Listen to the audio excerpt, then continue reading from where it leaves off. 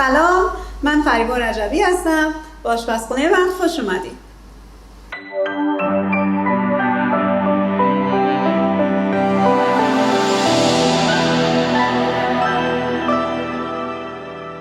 من امروز براتون بلاگ برانچ رو در نظر گرفتم.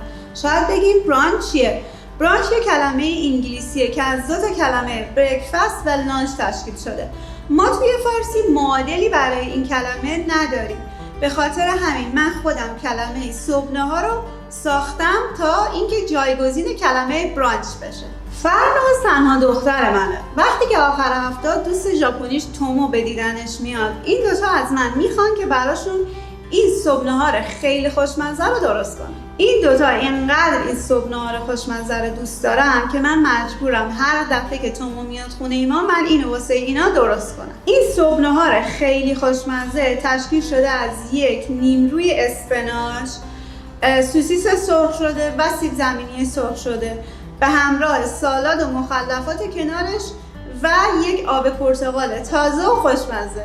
پس بیاین با هم دیگه بریم تا این صبحونه‌ها رو خیلی خوشمزه رو به همون شکلی که من واسه بچه‌ها درست میکنم آماده کنیم. دوستای خوبم، یادتون نره که کانال یوتیوب منو سابسکرایب کنید و ویدیوها رو برای دوستاتون بفرستید.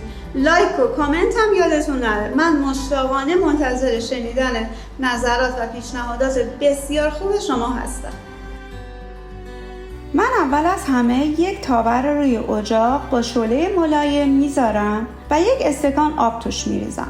بعد برگای شسته شده اسفناج رو بهش اضافه میکنم و به مدت 2 تا 3 دقیقه فقط در حدی که پف برگا گرفته بشه داغشون میکنم.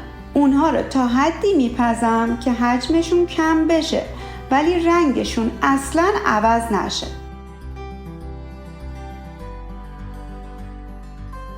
وقتی اسفناجم آماده شد اونها رو داخل سبد میریزم و با آب سرد میشورم. آب سرد باعث میشه که اسفناج‌ها بلافاصله خنک بشن و روند پخت تموم بشه تا رنگ سبز شفاف اسفناجام حفظ بشه. در آخر آب اسفناجا رو کامل با دستم میگیرم و کنار میذارم.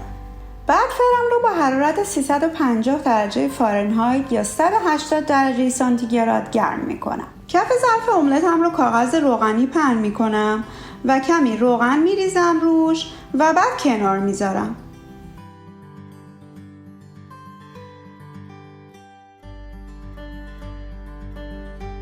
اسفناجام رو ساتوری خورد میکنم و کف ظرفم پهن میکنم. حالا پنیر لیقمان تبریزم رو به شکل مربع‌های 1 سانتی خورد میکنم و روی اسفناجام میریزم. من از پنیر لیقمان تبریز استفاده کردم، اما شما میتونین از پنیر فتا یا بلغاری هم که طعم خیلی مشابهی به پنیر تبریز دارن استفاده کنین. دوستای خوبم، من توی این املت نمک نمیزنم چون پنیر خودش نمک داره و اگر من نمک هم اضافه بکنم ممکنه که املتم شور بشه. اگر رژیم کم نمک هم دارین میتونین پنیر رو نیم ساعت توی آب خیس کنین تا نمکش کاملا گرفته بشه. بعد از اینکه پنیرم رو پهن کردم فلفل سیاه و 2 قاشق غذاخوری سماق رو هم روی پنیرم میپاشم. اگر سماق خیلی دوست دارین میتونین بیشترم بزنین و یا اگر از سماق خوشتون نمیاد کاملا میتونین حذفش بکنین. من تخم مرغام رو دونه دونه تو یک دونه ظرف جدا اول میشکنم تا از سلامت اونا مطمئن بشم. اگر مستقیم تخم مرغام رو توی ظرف املتم بشکنم و یکیشون خراب باشه تمام املت منو خراب میکنه. روی املتم رو با گوجه های گیلاسی نصف شده تزیین میکنم و حالا املت من آماده است که بره داخل فر برای حدود مدت 10 دقیقه تا تخم مرغاش پخته بشن و آماده سرو بشه.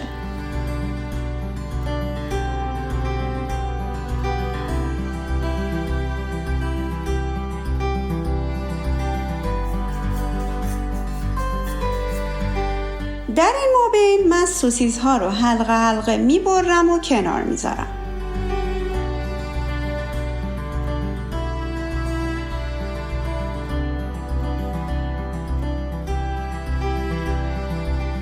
سیب زمینی هامو به شکل مکعب‌های 1 سانتی خورد میکنم.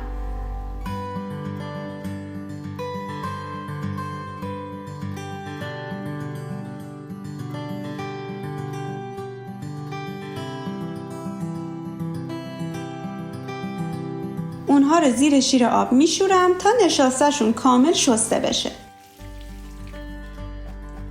سیب زمینی ها رو داخل دستمال کامل خشک میکنم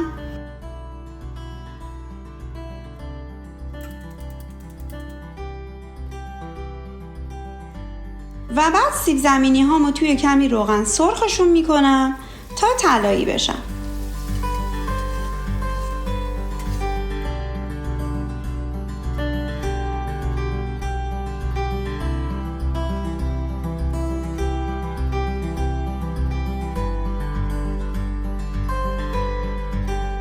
سوسیس ها رو هم توی همین تابه بعد از سیب زمینی ها سرخ میکنم.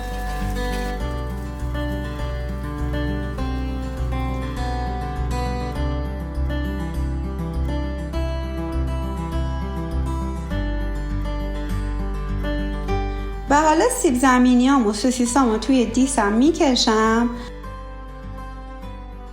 و روش رو با کمی پاپریکا و پیازچه تزیین میکنم.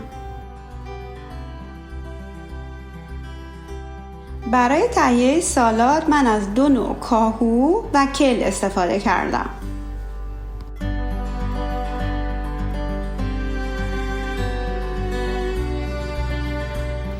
گوجه های گیلاسی رو از وسط نصف کردم و به سالادم اضافه می کنم. درست قبل از اینکه سالادم رو سرو کنم 2 قاشق روغن زیتون به سالادم اضافه می کنم و خوب هم میزنم تا تمام برگای کاهو به روغن زیتون آغشته بشن و بعد حدود 2 قاشق یاقوت سرکه قزوین رو که خودم از قزوین خریدم رو به سالادم اضافه میکنم. یاقوت سرکه قزوین دوستان یک سرکه طبیعی قرمز هست. اگر این سرکه در اختیارتون نبود میتونین از هر نوع سرکه قرمز دیگه‌ای و یا سرکه بالزامیک استفاده بکنید.